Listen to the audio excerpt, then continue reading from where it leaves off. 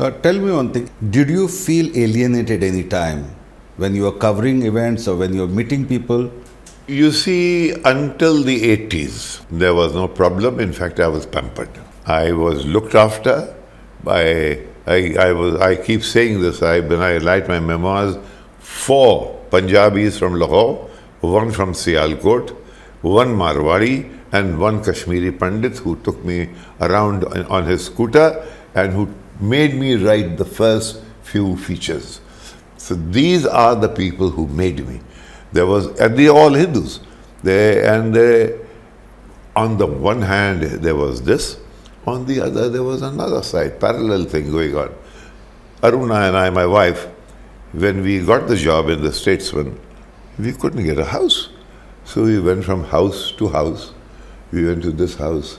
We signed the bottom line almost, but then the paper was taken away and it was not signed. Now my name came in the way. But again, my friend Kuldeep Nair, who is now in paradise, he and Bikram Singh, they got together. Unhone beda uthaya. They got me the house. And I've never had any problem. You see? So therefore, this tussle between the conscientious secular and the religious and a little bit of zealot, that was there from the very beginning.